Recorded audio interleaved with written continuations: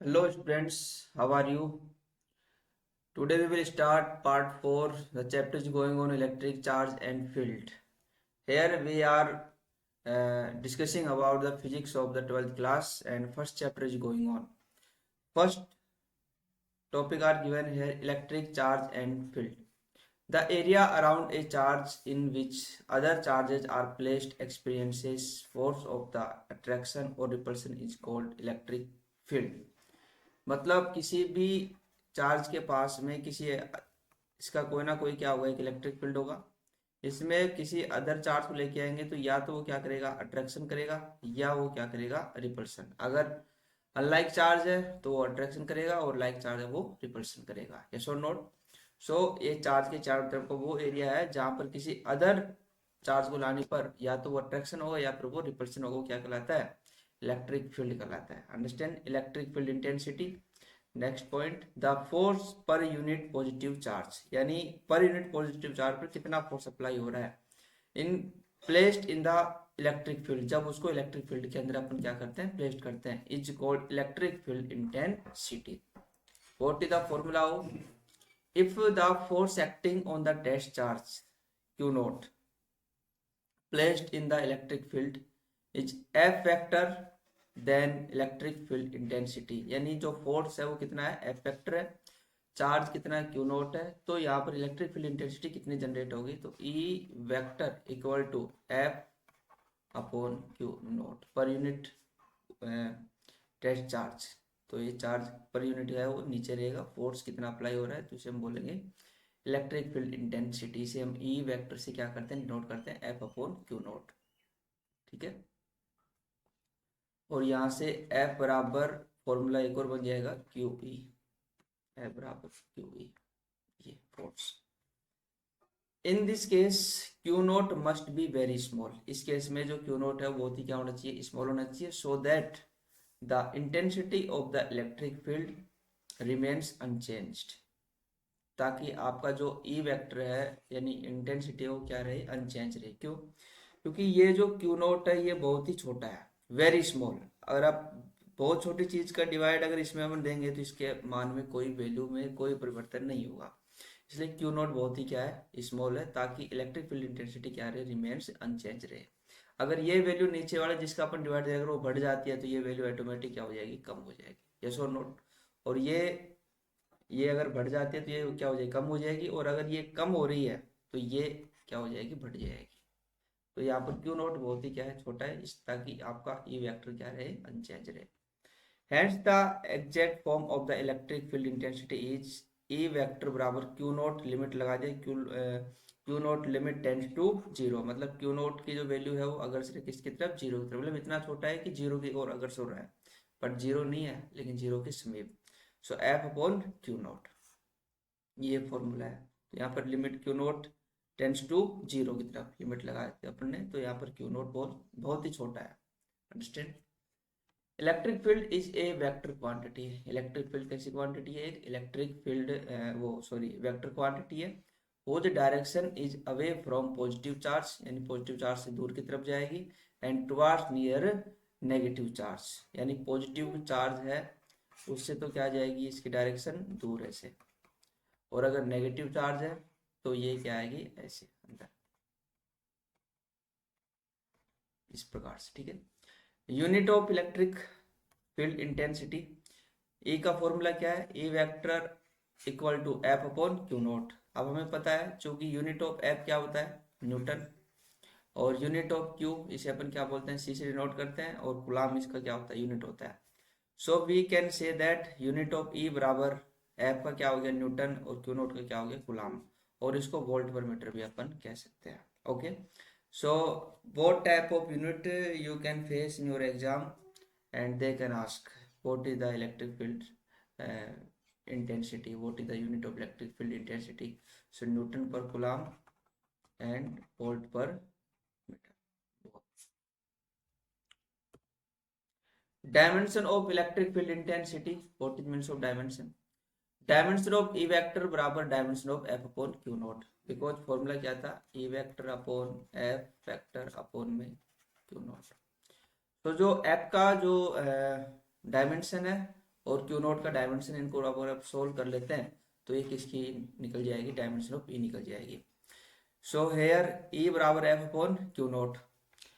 Dimension of f we can write here m1 l1 t minus 2 because you have studied in your class 11 the first chapter unit and dimension chapter name. So in this chapter we have discussed about of dimension of applications and what is the dimension formula, yes or not. So it is a very important thing. So dimension of f m1 l1 t minus 2 और q की क्या होगी, dimension of Q note बराबर क्या होता है, q बराबर I T, तो i को क्या लिखते हैं अपन a1 और t को क्या लिखते हैं t1। So we can write here a1 और t1। अब इन दोनों को अगर हम कैलकुलेट करते हैं, सो डायमेंशन ऑफ e बराबर m1 ऐसे कैसे, l1 ऐसे कैसे, t माइनस 2 ऊपर था ही, t1 ऊपर जाएगा यहाँ पर, तो ये भी क्या हो जाएगा माइनस का 3 हो गया, a1 नीचे है ये भी ऊपर जाएगा तो a की पावर माइनस का 1। सो this is the dimension of the electric field intensity, understand।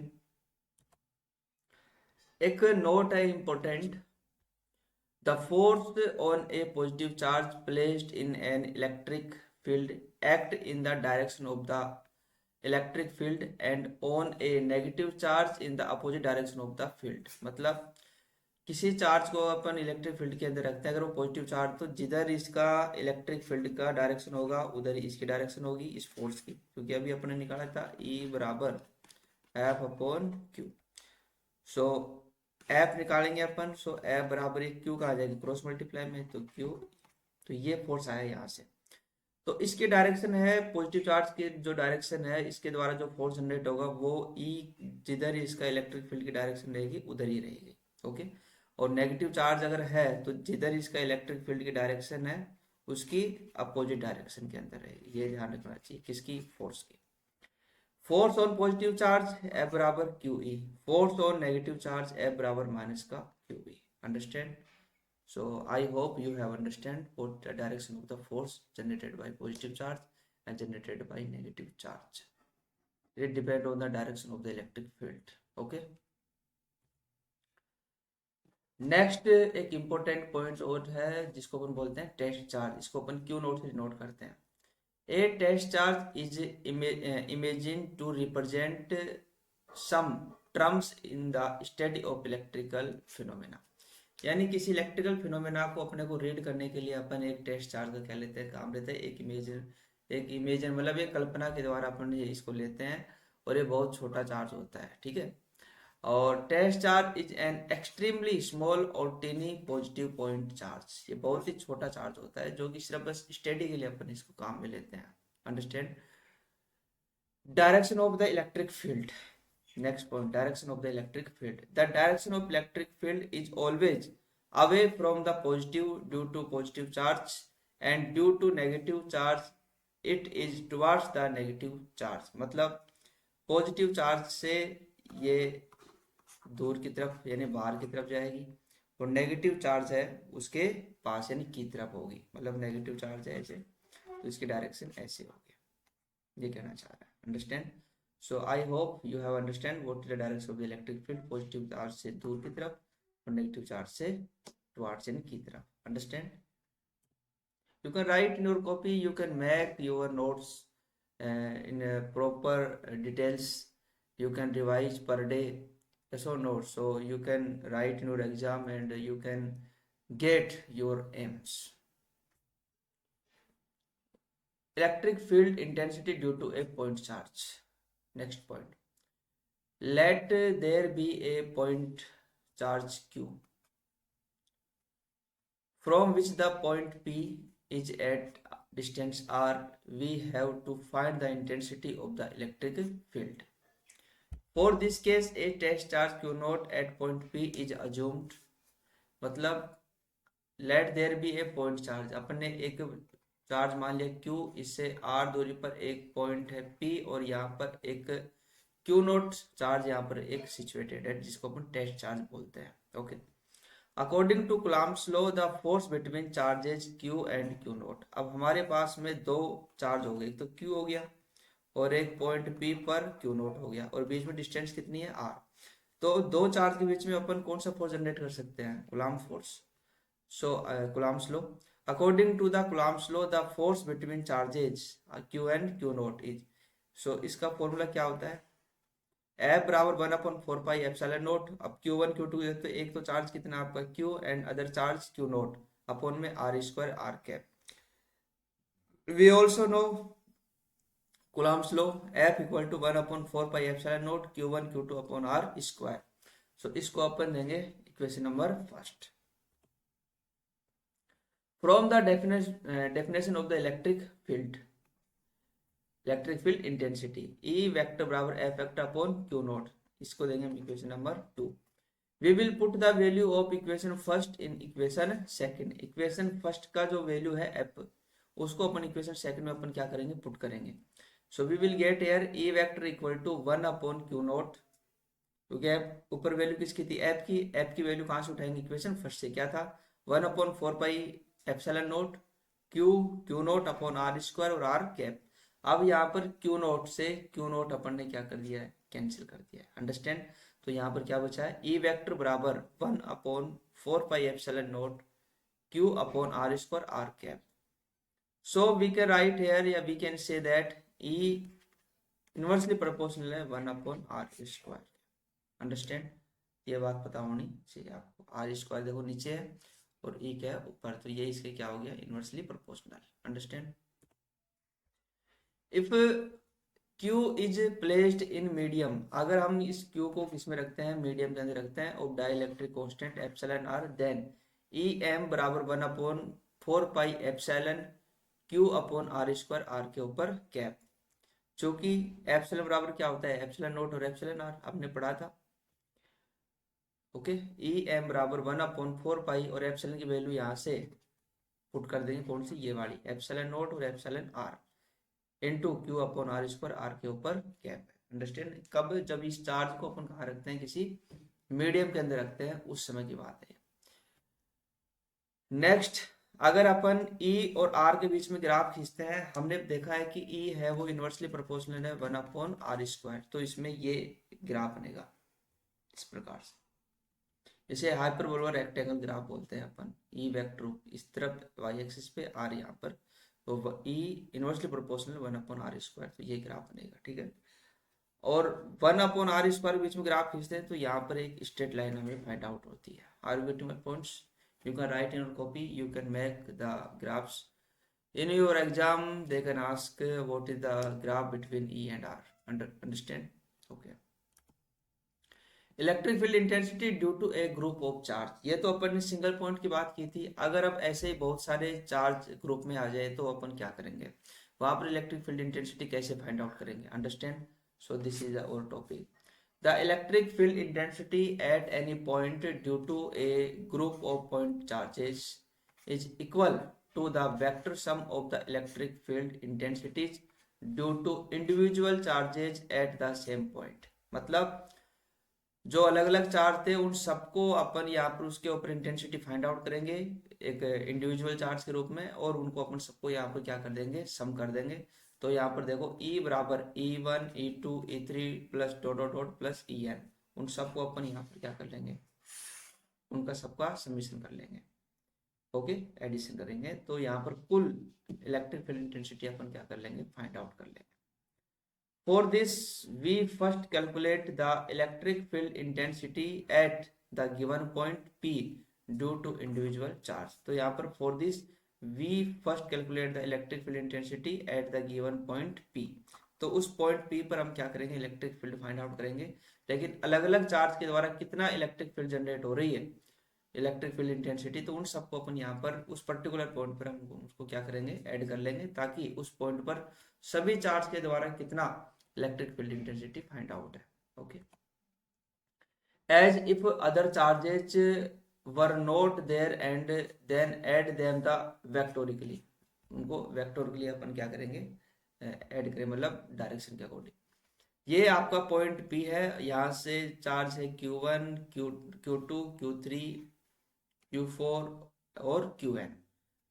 ठीक है. और ये इनकी क्या है, वेक्टर पोजीशन, जिसको अपन बोलते हैं R1 R2 R3 R4 और Rn. Electric field generate due to charge Q1 के द्वारा अपन निकालते हैं. सो E1 बराबर 1/4πε0। तो यहाँ पर Q1 के लिए तो Q1 ऊपर और R1 का स्क्वायर और R1 का कैप, इक्वेशन 2।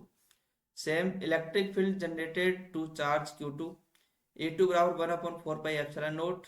सो यहाँ पर आ जाएगा Q2, डिस्टेंस कितनी है बीच में, R2 का स्क्वायर और R2 का cap, equation 3। Okay, next electric field generated to the charge Q3, E3 बराबर 1/4πε0 Q3 अपॉन R3 स्क्वायर और R3 का cap, equation number 4। Similarly the intensity of the electric field due to the charge Qn, अलग अलग charge के द्वारा अपन निकाल रहे हैं, वही फॉर्मूला En बराबर 1/4πε0, ऊपर चार्ज कौन सा Qn अपॉन डिस्टेंस Rn का स्क्वायर और Rn के ऊपर cap, equation number 5। So put the value of equation 2, 3, 4 and 5 in equation first। Equation 2, 3, 4 और 5 को उठा के हम इक्वेशन फर्स्ट में क्या कर देंगे, पुट कर देंगे। इक्वेशन फर्स्ट कहाँ है, ये रही। सो यहाँ से अपन E1 की वैल्यू, E2, E3 और En सबको उठाएंगे, इक्वेशन फर्स्ट में क्या कर देंगे, पुट कर देंगे। ओके, तो यहाँ पर क्या फॉर्मूला आएगा, E बराबर 1/4πε0 Q1 अपॉन R1 स्क्वायर और R1 cap plus 1/4πε0 Q2 upon R2 square R2 cap plus 1/4πε0 Q3 R3 square R3 का cap plus dot dot dot plus 1/4πε0 Qn upon Rn square और Rn के ऊपर cube हो गया। इन सबको अपन ने उठा करके इक्वेशन फर्स्ट में क्या कर दिया है, पुट कर दिया है। Understand now. Next E equal to, अब यहाँ से 1/4πε0 अपन क्या ले लेंगे, सब में से कॉमन आ जाएगा, यहाँ से बचेगा Q1 upon R1 square R1 के ऊपर cap plus Q2 upon R2 square R2 के ऊपर cube cap sorry plus Q3 R3 के ऊपर स्क्वायर और R3 के ऊपर cap plus dot dot Qn upon Rn के स्क्वायर और Rn के ऊपर कैप। इसका अगर हम सम करते हैं समीशन फॉर्म में, तो यहाँ पर सिग्मा लगा करके 1/4πε0 और सिग्मा कहाँ से स्टार्ट है, I1 से लेकर कहाँ तक जाएगी, I का मान N तक, Q I का मान QI अपॉन RI और इसका स्क्वायर, मतलब I की वैल्यू 1 रखेंगे तो Q1 हो गया, I का मान 2 रखेंगे तो Q2 हो गया, ऐसे नीचे I की वैल्यू 1 रखेंगे तो R1 स्क्वायर, दोनों में सेम हो जाएगा ऊपर और नीचे, और यहाँ पर R के ऊपर कैप और I, तो यहाँ पर भी R जो I का मान है यहाँ पर 1, 2, 3, 4 एंड 5 ऐसे अपन मान सकते हैं। जिस भी चार्ज की बात करेंगे वही उसमें I की वैल्यू हो जाएगी। सो यहाँ पर जो कैलकुलेट जो टोटल जो हमारा E आएगा वो आएगा 1/4πε0 summation I equal to 1 to लेकर N QI upon RI square और RI का ऊपर cap. Understand, so this is the electric field intensity. So I hope today we have discussed many type of topics in this part.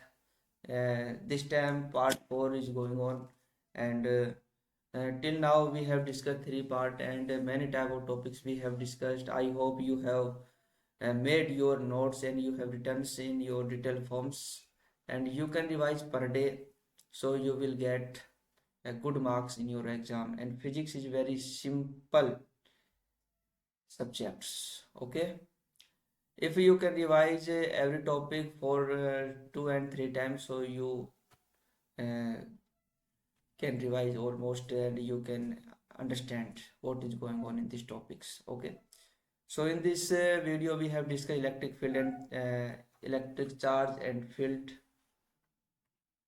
electric field intensity, and what is the formula of electric field intensity, you know, you can write, and what is the unit of E, and dimension of electric field intensity कैसे अपने find out किया है, M1 L1 T minus Q और A minus 1, और इसके अंदर अपन ने what is the direction of the electric field.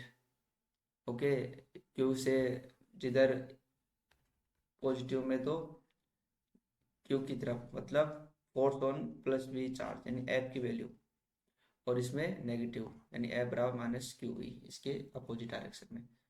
Test charge Q naught, direction of the electric field आपने देख लिया है। Electric field intensity due to a point charge, सिर्फ सिंगल चार्ज के लिए ये फाइंड आउट हो गया फॉर्मूला। ई बराबर 1/4 क्यू अपॉन आर स्क्वायर। अगर आप Q1 की बात करें तो यहाँ पर Q1 और R1 स्क्वायर हो जाएगा। Q2 की बात करेंगे तो यहाँ पर Q2 अपॉन R2 का स्क्वायर हो जाएगा। Understand? So you can write according to you. And what is electric field intensity due to a group of charges, यानी डिफरेंट डिफरेंट टाइप के अगर ग्रुप है और एक किसी पर्टिकुलर पॉइंट पर हमें electric field intensity find out करनी है, so we can sum all type of electric field intensity, so equal to E1 E2 E3 plus En.